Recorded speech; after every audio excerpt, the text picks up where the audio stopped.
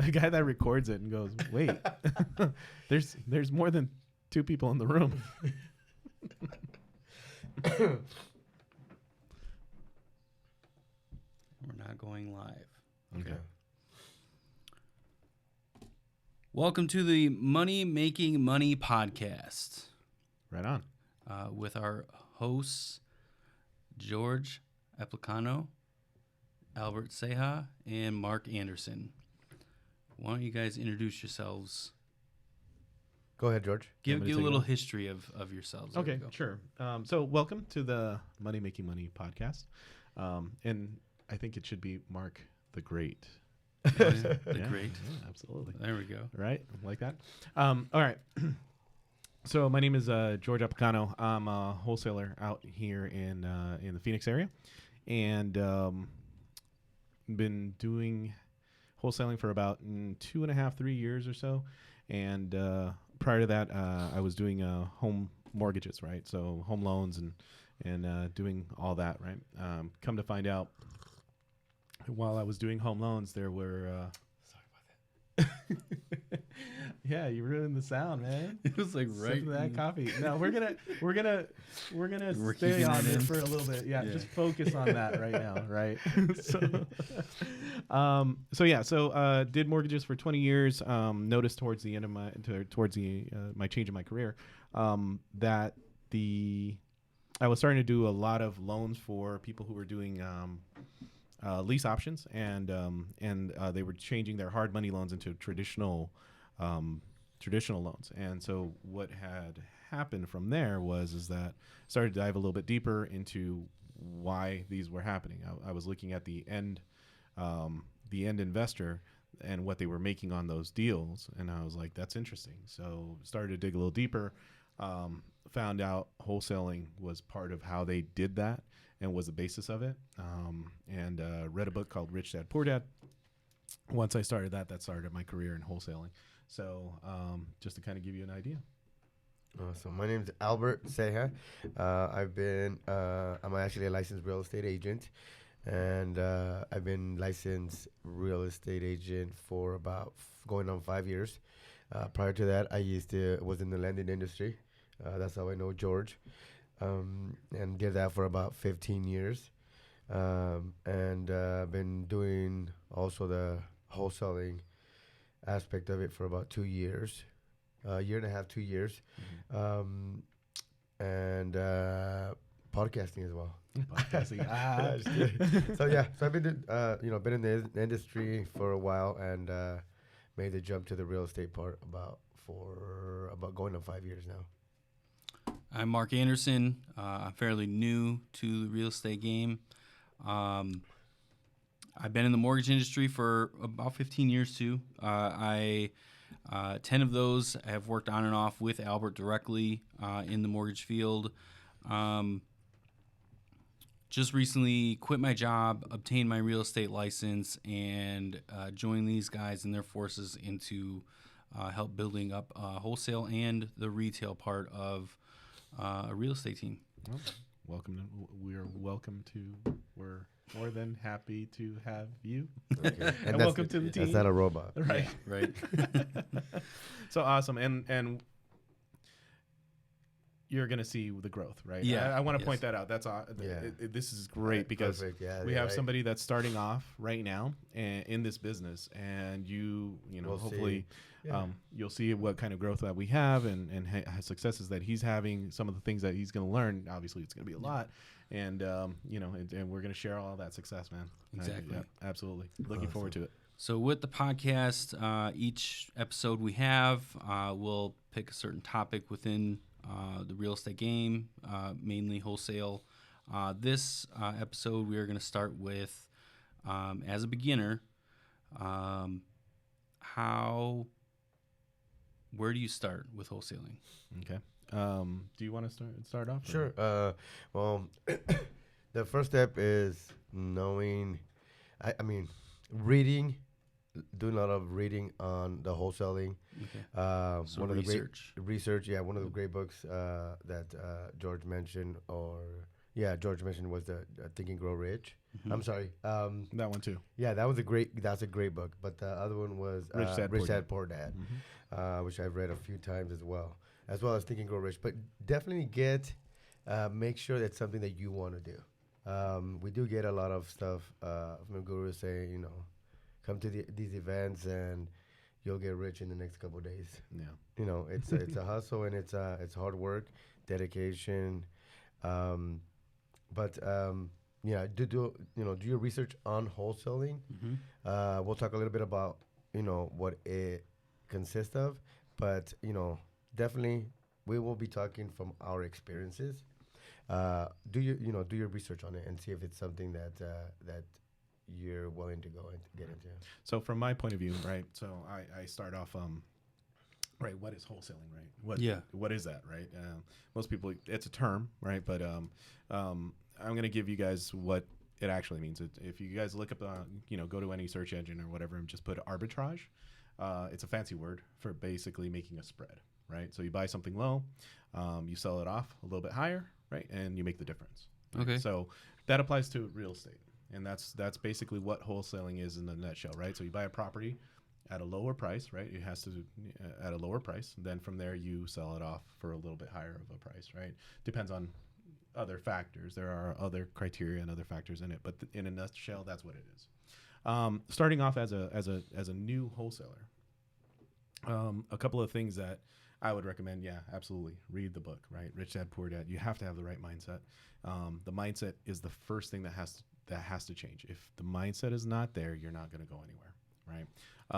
We live in an abundance mindset, an abundance world, right? There's an abundance of food. There's an abundance of money. There's an abundance of people. There's an abundance of resources everywhere you go. And if you look at the world in that manner, there's no stopping you. Right. So, but if you're constantly, man, this is hard, man, this is challenging, man, this is an obstacle that continually gets in my way, where's that thought process going to take you, right? Either way, I don't want to explore it. I don't want to know. So definitely have or avoid the scarcity mindset. Yeah, right? there you go. Exactly. If you avoid that scarcity mindset, you change it to an abundance mindset, your world will open up very quickly. Okay. And all of a sudden, it's like a snowball effect, right? First, it's very hard to get started, but then once it happens, you just start feeling it and you see it, and it just becomes attracted to you, and so on and so forth. So, I buy into the law of attraction, right? Yeah. But I didn't realize that one of the keys for it was that the mindset had to be there first, right? That's the whole thing. You have to be able to accept it. Yes. And that's the key. So Rich Dad Poor Dad opens up, unlocks the mind. It gets you started and primed. After that, by all means, do the research, right? Understand what wholesaling is, because there are some legal consequences and there are some things that you have to know, some basics, right? You can't just go in there, I'll buy your house and call it good, right there, right? There is a process to it. And then just continually realize that your goals have to be a part. So those are the three things that I would say, right? Obviously, read the book. 2, learn a little bit about the process, and 3, have your goals, right? Because with your goals, it's going to initiate action. Yeah, exactly. And if you have goals, you write them down and you read all of the stuff and then take action. And you get analysis paralysis. You're not going anywhere. Right. So, but if you have your goals down and, on a daily basis, be like, I'm going to do this. I'm going to do this. I'm going to do this. I'm going to do this. Eventually you will do it. So YouTube has a lot of videos too. Great videos. Absolutely. A lot of local investors, wholesalers here that have videos, podcasts that, definitely. And what about networking? Networking. Yeah. Networking, especially when you're first starting. Yeah. When you're first starting, by all means, know who's in your area. Yeah. Know who's in your area, who are the people that could possibly help you out, who are some of the people that have done it, that are the resources, and who are the players in the game in the area, right? Because if you come into what I've found is that the more that you network and the more that you're around people that are in the same boat, the more they're willing to help you out, right? Mm-hmm. But it all good thing here all in depends, Phoenix. right? Here in Phoenix, we have a different market. Yeah, we have a different market, but the good thing is for the most part, everybody's willing to help. Right. Everybody's willing to collaborate. Everybody's, that's a great thing. We know a couple of the big dogs here, and they're always open to teaching. They always have free get-togethers that they send invites to. Sometimes they provide lunch for you. Right. Yeah. So Absolutely. it's a great. We're in the Phoenix area. For anybody that doesn't know, we're here in the Phoenix area, and it's great. The big dogs that are here, they love to collaborate with and help out. Yeah. Help out a lot. Yeah. So and for you guys, your local ASRIA is usually the one that you would look. ASRIA is just a real estate investor hangout or group or meetup, Okay. right? And so local ASRIA is a great resource to get started, right? You're going to learn. Those are some of the key people that provide information. A lot of the information's free. Usually the membership is very cheap, minimal, right? It's very minimal. I mean, and they usually have a couple of meetings per month, so you get to know some of the people that are in the area that are in business, that are players, and you'll find out different type of investing styles when you have some certain conversations. Yep, that's right. Yep. Cool. So when you're first starting off and you're doing the research, you're starting to network, why don't you tell us, tell us about your first deal, like what you went through, how you got it, and just, a little background of it. I'll let Albert.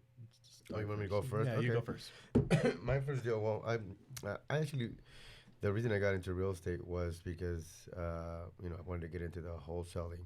And once I got into the wholesaling, I was okay. Well, might as well get my license, have access to more stuff, and also be able to do traditional real estate and whatnot. So I got my real estate license, and during that process, I kind of put wholesaling in the back. Did my schooling, did all that stuff, got my license, got a broker, all that stuff, and started doing traditional real estate. Then about a year and a half later, I was like, okay, now it's time to get back into the wholesaling. So I started doing, when I started, I was doing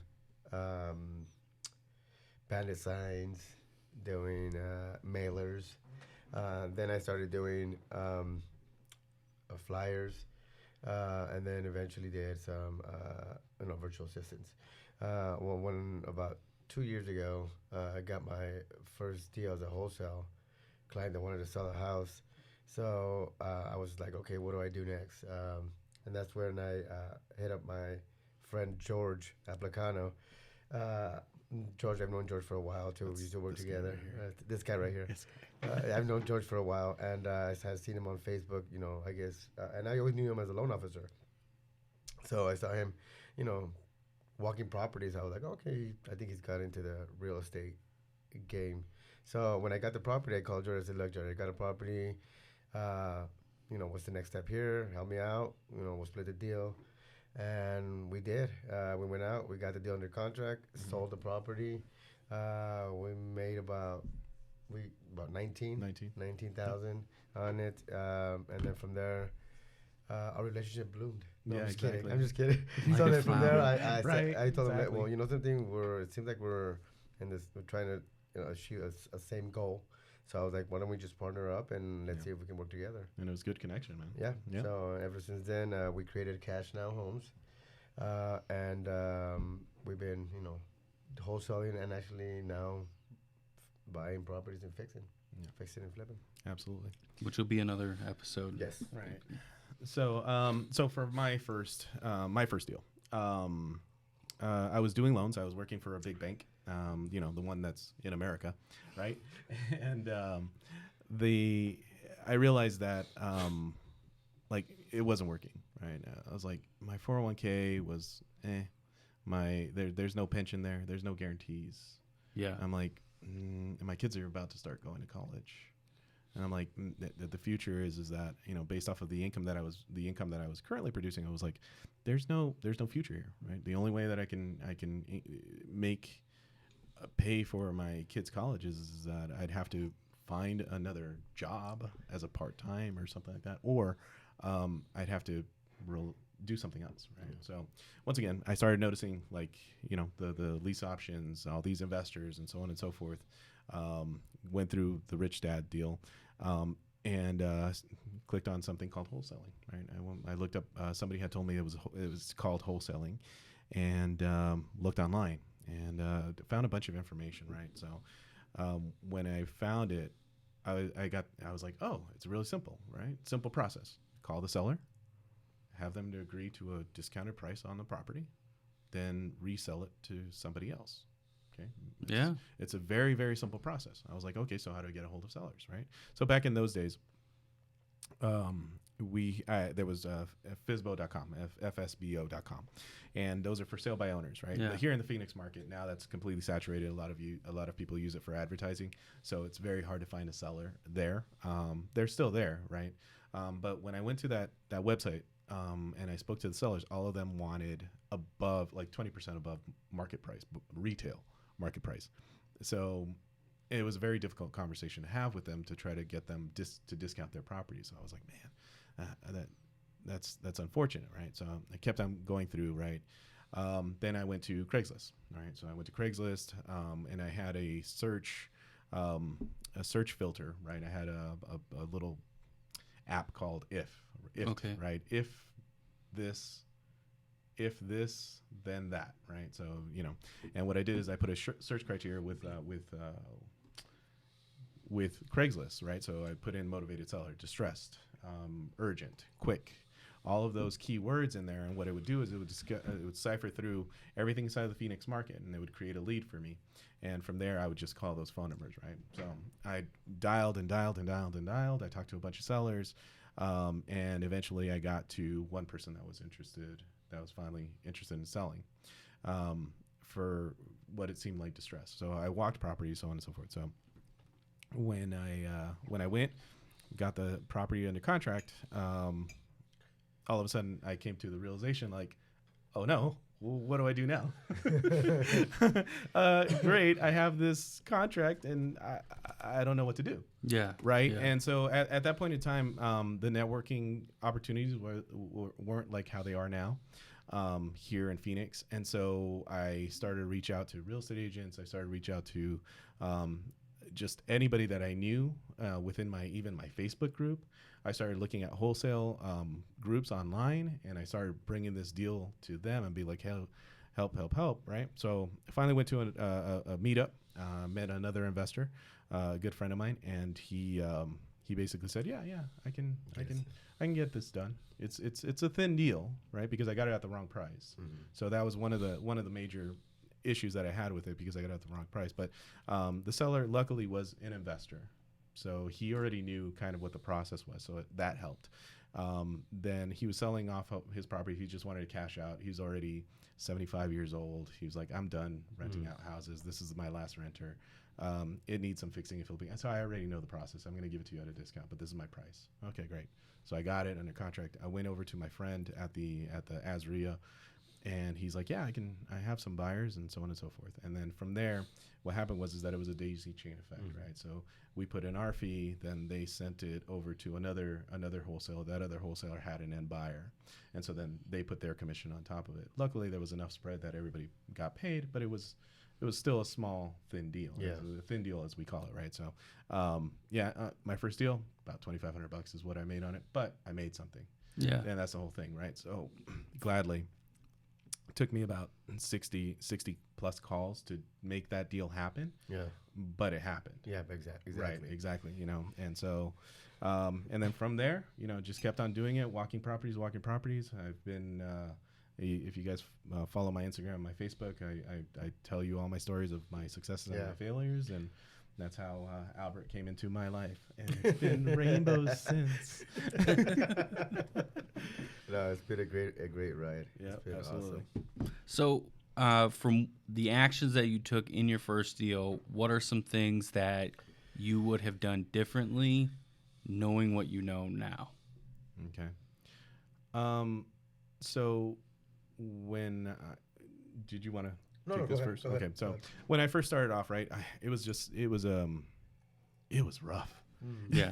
It's rough, right? You're learning something new, so you have to grind it out. There's no better word for it, but you have to grind it out. You have to hustle. You have to continually talk to people, get in front of people's faces. You have to continually just be like, this is what I'm about. This is what I'm doing. And you have to make that mindset a part of who you are. Okay. Right. And that's what I realized. Like, it wasn't so much the phone calls, and it wasn't so much about going out and talking to sellers, and it wasn't so much about doing the activities. It was a path. They call it it was a path to get to where you needed to go. It's the price of. I get it. Price of what was that saying? Yeah, the cost of whatever initiation or whatever, right? So that's part of the initiation process. Yeah, you have to go through all and it's not hard. It's just that one of those things is like your mentality is what's holding your mindset's holding you back, right? So when you're in front of a seller and you don't have that abundance mindset, you're more focused on, am I going to get this deal or am I not? Versus and getting at the wrong price because you want to get the deal instead of being like, well, no, it's not a deal anyways. Right. Yeah, you got, and you're right. You have to have that abundance mindset. Right, and so it's that whole entire process, right? So there's a cost to it. You have to pay that cost. You have to, you have to make the phone calls. You have to walk the properties. You have to talk to the sellers.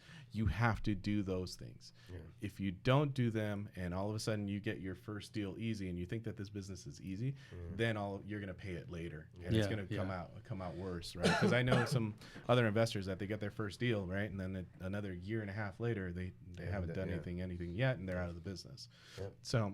But yeah, so paid the price, right? Did the phone calls and all that. So now your question was, what would I do different, right? So I started off with Craigslist. Craigslist basically cost me nothing, right? You could do the same thing on Zillow. Unfortunately now with Zillow, they have their quick offer or something like that. So you are automatically in competition with Zillow when you call some of the sellers.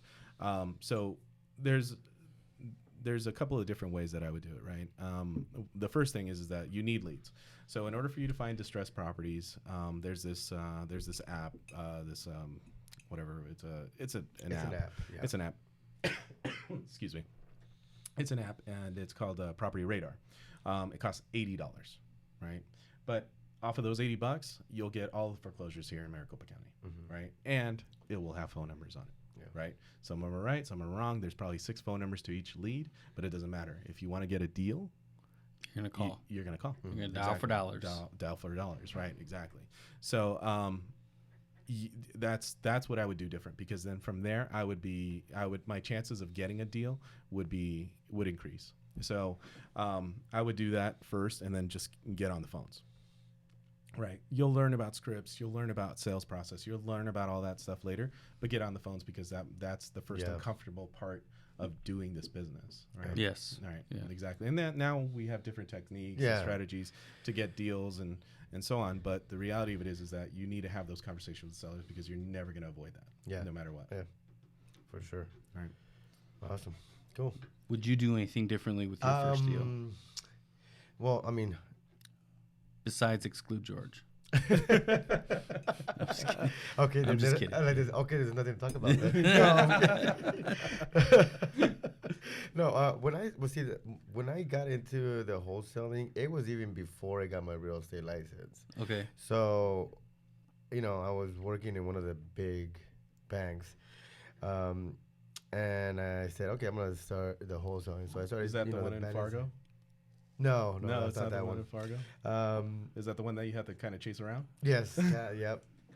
Okay. So I started doing the wholesaling, and while I was doing bandit signs and mailers, and I said I got my real estate license to, I guess, get more access to the whole real estate, MLS, comms, all that stuff. And then something? I mean, I just put in the time, I guess. I wish I could have known a lot of the stuff that I know now back then. So maybe a little bit more research. Right? Yeah. Even though you probably did quite a bit, a little bit more would have helped your first deal. Right. Yeah. Yeah, and sorry. No, go ahead. Go ahead. One of the things about it was that I did bandit signs as well. Mm-hmm. I did bandit signs. I did cold calls. I did door knocking. I did all of those things, and the funny thing is that one of the things that helped me was that I got with an investor that already knew their stuff, and they already had their trial and error, and they were kind of teaching me what was going on. So that's also the way that would have been another. So finding a there you go. mentor Finding would a mentor, definitely right? Yeah, help. there you Okay. go. But the mentor has to be open to it, right? Yes. And so it's one of those things, right? Well, it's not like you're going to force a mentor to do Right, something. exactly. And it's got to be, I mean, at the same time, it's got to be a win-win for Everyone. for everyone. Yeah, exactly. Yeah, and so you know, and it's funny, right? Doing the bandit signs, Yeah. What was your experience with the bandit signs? You know something? I didn't really get anything with the bandit signs. I got more stuff from the mailers. Yeah, The mailers, I did just regular mailers, and then I did the mailers that you know, like it's like there's a package waiting for you. Those that first deal that we got, that I partnered up with you, was from a mailer. from a mailer. Yeah. right on. Yep. So Right. they called me, and but bandit size, I had no success. Yeah, I had so with my bandit signs as well. We didn't. I realized my mistake back in the day was that I didn't put enough, right? So I put out like 300 bandit signs, and I got like 4 phone calls, all of them to take down the sign. So, but yeah, I realized, like, you know, nowadays it's like, okay, no, I wasn't 400, I need 4,000, right? Yeah. 4,000 in yeah, order definitely. for those bandit signs. It's the numbers. Yeah, it So, is. you know, Yeah. but once again, those things cost money, right? And if you're new to wholesaling, Yep. chances are you don't have a lot of money to invest. All of the strategies work, right? Yes. So bandit signs work, right? RVMs work, which is a ringless voicemail. That works. Text magic works. All that stuff works. Cold calling, all of it works, right? You just got to put the time in. Yeah. Every single one of them have a cost to it, and that cost is always time. Yeah. So, So now, if you're new, Whichever avenue you're working on, the more focus you put towards it, the more it's going to work. Yeah, right, sure. exactly, So- right, and then you'll realize throughout that process there's things that are more effective than others, Yeah. right, and so you eliminate some of those things and you start streamlining your processes, right. But yeah, if you're like a new wholesaler, I mean, like I said, you know, property radar, go in, get those foreclosures, start calling on those foreclosures, right. Once you start talking to them, go to their property, go to their properties, start door knocking, start walking their properties, and see what you can do for them to help them out. That's one thing. The second thing is that if from that property radar data, you know, get the ones that are in your neighborhood, and you know, walk by those twice a week, right, at different hours. Yeah. Drive by them. You know, it's not going to cost you a lot of money or a lot of time just to drive by those houses, see who they are. Based off of the tax records, you're already going to know their name. You know, and then you go up, knock on their door, and you know, and just introduce yourself. Right? Yeah. Yes. So you know, once and then go from there. Yeah, I've done the door knocking with real estate as well. Yeah. So It's You fun, gotta- isn't it? yeah, you know, In it Arizona wasn't- during the summer. Yes, I did do it during the summer too. I have pictures of it too. Yeah. But it's not, you know, it's just, I guess, once you do it once, after that, it's like, Yeah. yeah. Once you get that. Yep. Once you get it out of the way. Yeah. Yeah, it exactly. becomes easier. Yeah. Yeah. Yeah. Yeah. Where do we want to go from here? Cool. Let's go. Well, luckily I have things written down. Yes. Nice. Yeah. All right, so let me just kind of finish off with the door knocking, right? So one of the things that that you can do when you're actually in front of a seller is that, especially, so say for example, you get the foreclosure list, you call the sellers, they don't answer, it's right down the street from your house, you go and you knock on the door, right? One of the things is that if they answer the door, you don't want to be in there and go, I'm going to buy your house, Yeah. right? Yeah. You don't. You're going to be a manifestation of their problem. Right, and Yeah, they're in very a true. foreclosure. They're in a foreclosure for a reason, right? They either can't make the payments. They're some sort of life event has happened, and something is causing pain, right? So when you go and you knock on that door, you don't wanna automatically be the solution to their problem, because they're gonna automatically have a defense. So a couple of things that you can do to deflect that, right, is that one of the first things, and my favorite thing, is always like, well, I'm not here to sell you anything. I'm here to buy. But yeah. Right? That's an automatic deflection. Oh, you're here to buy? Okay, well, then, you know, let's talk.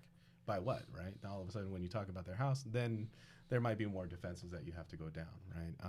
Another thing is that when a way to take down their defenses is that you go in, well, I'm working for a local investor. Mm-hmm. I'm working for a local investor. He's buying houses in the area. Do you know if any of your neighbors are interested in selling their house? Right. And then they'll be like, oh, okay, well, I think Sandy down the street might be interested in selling your house. Okay, great. Can you tell me a little bit about her? Oh, I don't know. She has like 3 kids and her husband, I don't know, blah, blah, blah. They get into the whole story about them and this and that. And they'll be like, hey, have you ever thought about selling yours? Oh, no. I'm not interested in selling mine. Oh, okay. Well, that's fine. Well, if you do anytime in the future, here's my information, blah, blah, blah. After that, after you let it go for some odd reason, they come back and they tell you, oh, yeah, you know what? I thought about it, but what would happen if I actually wanted to sell my house? Yeah. And it's a strange dance. It's a strange dance, but the more you let go of a deal, the more it comes back to you. I don't understand how that works. Once again, abundance. But it seems like you're not being confrontational, so you're letting them bring their defenses down and opening the idea to them. Yeah, exactly. Right. And you'll get those people that are like just not having it, but it's fine. And make sure that when you do go door knock, you have some sort of contact information, a flyer, a business card, or something on there. You don't want to. You want to make sure that you take advantage of every opportunity that you have. So when you go over there, they're not home. All right, leave the flyer, right? Mm-hmm. And then every 2 weeks, come back, see if the flyer's still there. If the flyer is gone, that means that they're living there. Mm-hmm. Right, and then you just put it back up there again, right? Yeah. Eventually they'll either call you, or if not, the house will just go and be up for sale. So, but yeah, that's kind of the free way of doing it, and that's you're gonna have more success with those foreclosures than you will mailer or any other way or whatever, right? Yep.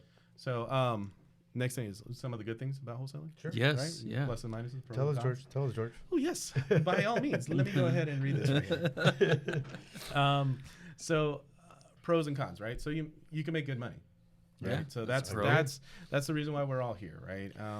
You make good money, and what I found is that the money's good. It's great. The thing is that this is a vehicle that leads to other paths. Yeah. Right. Agree. And then that's kind of why we got into business, because we were realizing, well, we're making good money, right? So what are we going to do with the rest of our money, right? Let's reinvest it. Yep. Let's reinvest it in our company. Let's reinvest it in ourselves. Let's reinvest it in properties and exactly. things like that. And so this becomes a vehicle to other things. And so, and I've done things that I've never thought I would ever do, right? I've raised capital. Yeah. Raise capital. I've online courses and just like things that make you uncomfortable. The growth in who you are. Yeah. That's where it leads to. So comfort zone. Yes. Yeah, exactly. Sure. And so that's what this business has actually. That's where the magic is. I mean, that's one of the good things. Yeah. So the money's great, but it's just a byproduct. Yeah. Right. It's a byproduct of the value that you bring to people. So, then the relationships that you build. Right. Yeah. So with networking and some of the people that we know in our especially industry. here, like I was saying earlier, especially here in Arizona. Yeah. Everybody loves to give back, collaborate and give back, and so it's great. Yeah, man. The people that we've met, they're amazing. They're amazing. Some of the investors that we know, they're just. It's an amazing group, and it's one of those things that you see everybody's success, you share their success. Yeah.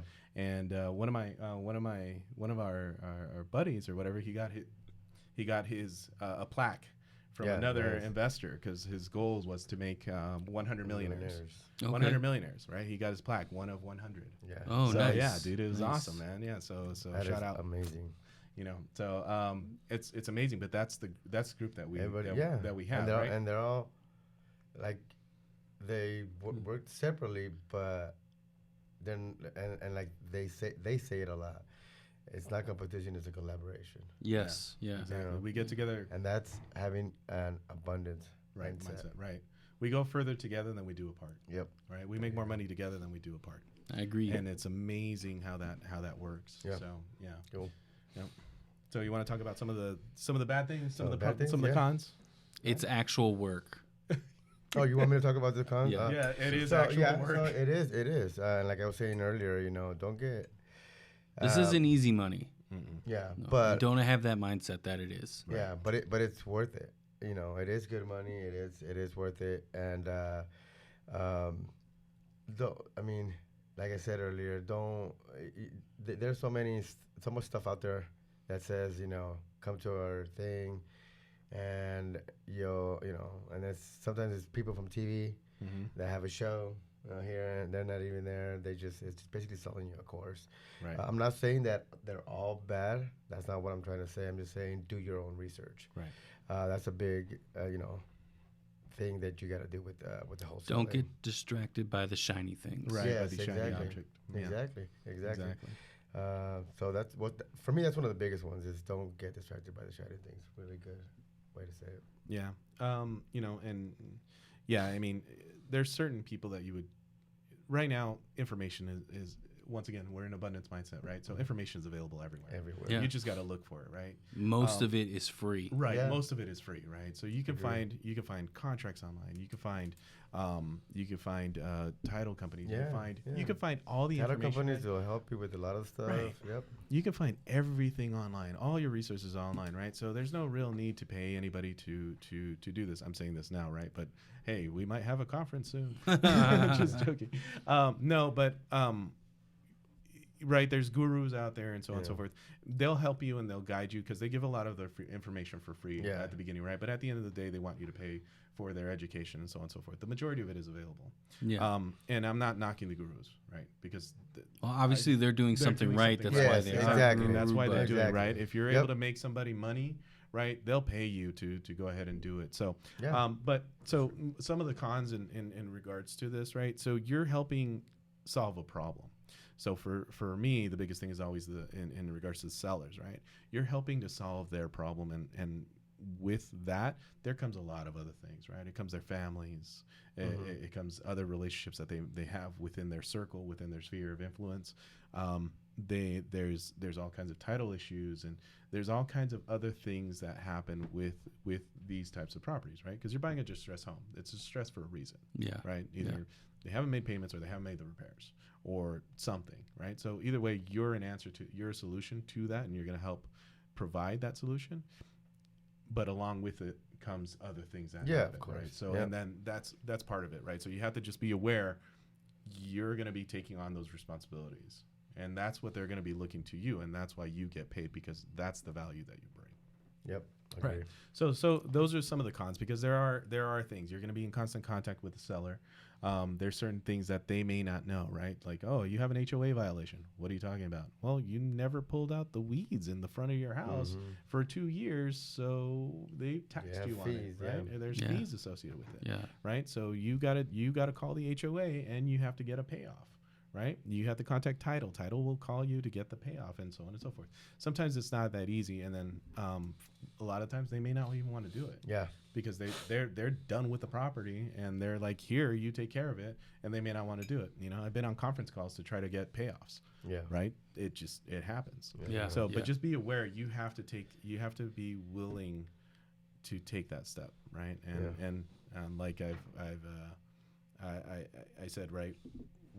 What would you, if I had to pay you $1 million, if I had to pay you $1 million to do this, would you do it? Right. And then the answer should be yes. Yes. Right. Of course. So that's in my mindset every single time whenever I do something, that's my Yeah. answer. Smart. Yeah. If somebody paid me $1 million to do this, Would I do would it? I do it? Hell yeah. Absolutely. Right. So, Yeah. Yeah. Heck yeah. Insert Heck yeah. joke at this point right now, right? Insert some sort of right. All right. Cool. Yeah. So some things to watch out for. Yeah. Right? Yeah. What do you have to Yeah. No. Yeah. That's. I mean, you're always gonna have. You're not always gonna have that, but you have title issues also with regular, traditional real estate properties. I mean, sometimes, but with traditional, the sellers for the most part, they already know. Yeah. With a distressed property, they could have gotten it, and you mentioned some good points. That, they can't fix it. They don't have the money to fix it. There's liens, and also other ones are, sometimes people inherit properties. Mm-hmm. somebody passed away, unfortunately, and they inherited the property, and maybe that person was never paying the HOA. There's so many things that can go wrong once you get the contract. The unknown. Yeah, the unknown. You need to be ready to face the unknown. Exactly. Right. You have to be ready, right? Sometimes you have to go through probate. Right, the probate deals. There's we've gone through those, and they're easy ones, and then there's difficult ones. Right. So it all depends. But yeah, those are your cons. Is you don't really know. Once you get the contract, there's so much more after that. Right. You don't know what you don't know. Yep. And that's, especially if you're starting out, you have no idea what some of the stuff is in the background. Exactly. So, and especially if you have not, if jumping into wholesaling is your first thing about real estate. Luckily we've been in the mortgage industry. So we have a background. If you're jumping new into it and you've never dealt with title, lenders and stuff like that, this is a good way to learn it actually. Right. Yeah, Yep. And so that probate and what probate is that somebody passed away and then without a will, and then so title has to figure out where does that property go to, right? Yeah. So children, we had a seller that they didn't have the money to pay for it, right? They didn't have the money to make it go through the courts, so that it can be reverted back, right? So we had the contacts we had help them through that process. The ability to do it. Yeah. Yep.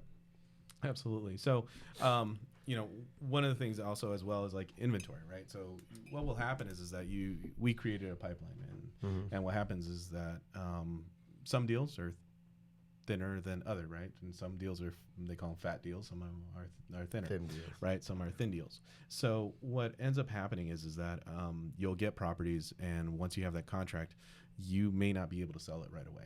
Right, you want to avoid that at all costs, right? So do your homework ahead of time. If you're able to, get that property at a discounted price right from the very get-go, that means you're going to get paid if you got the right price. Yeah. Okay, and sometimes the right price is unknown because it depends on the market. Yeah. So what happens is that, so say for example, you get a contract and all of a sudden,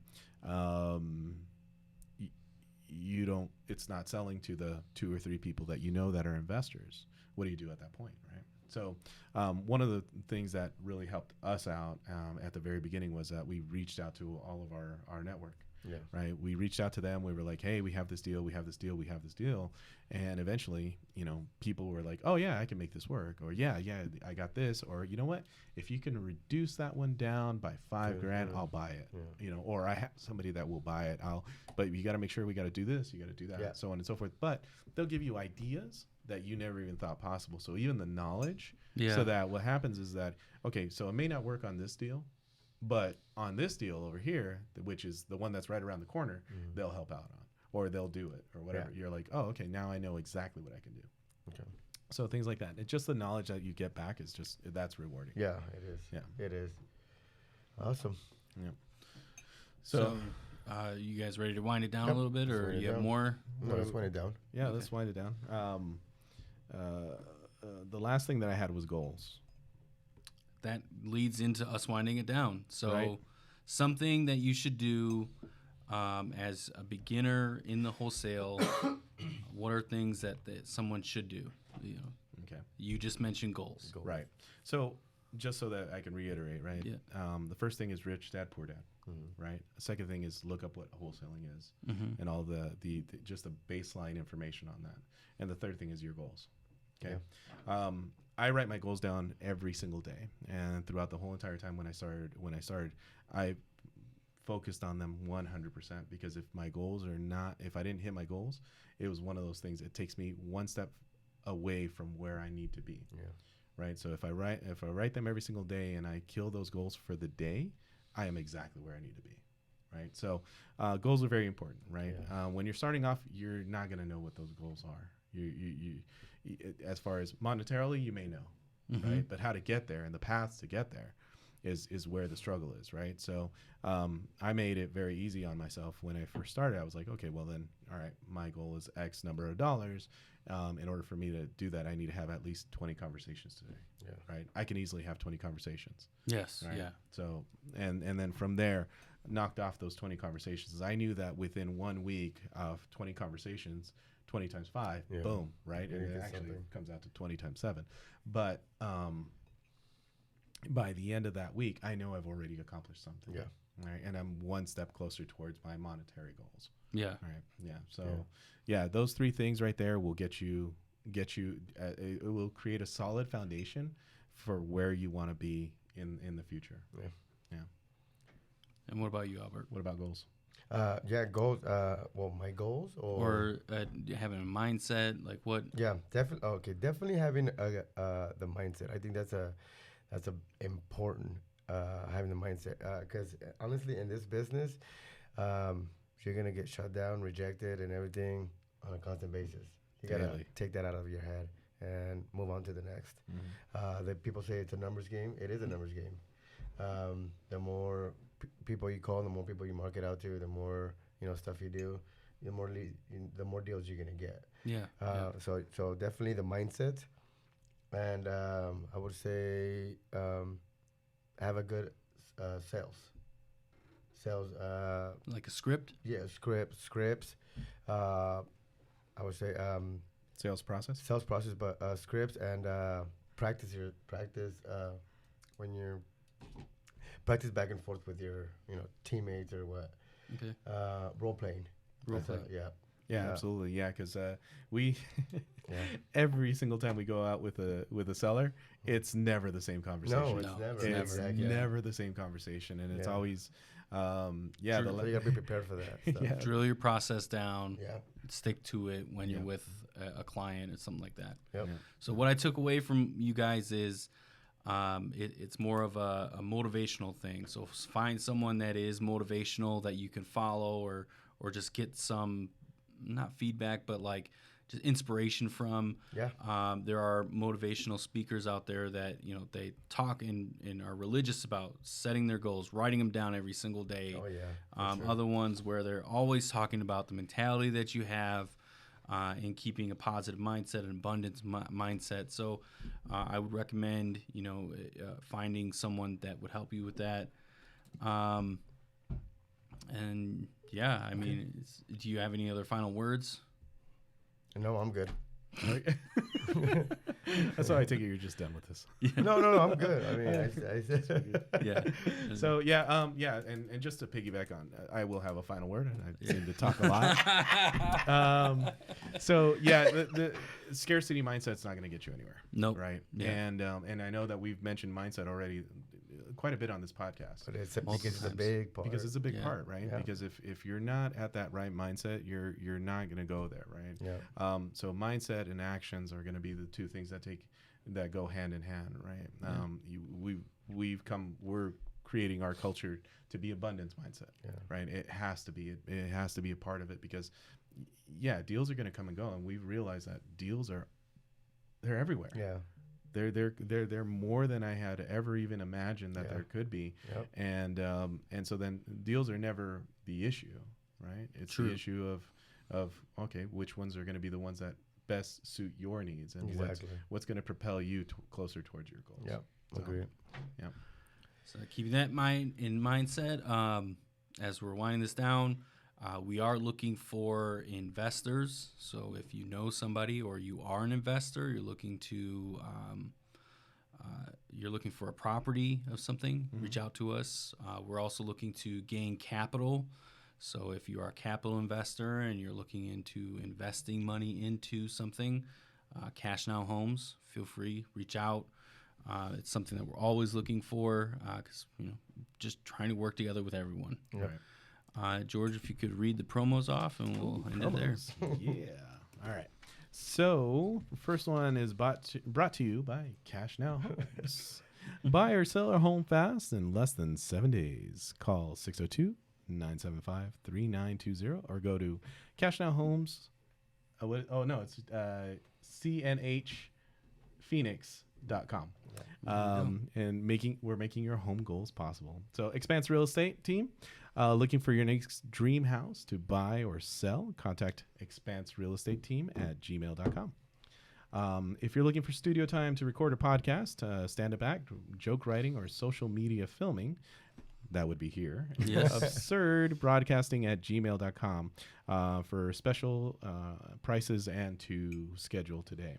So custom shirts, decals, and other items and personal needs. Check out Redhead Printing on Facebook, redheadprinting@gmail.com. Use Amigos and save 10% on your next order. Thank you, George, We for good? that. Awesome. Yes. No, thank you. Thank you, guys. Mahalo. Mahalo. Mahalo. Mahalo.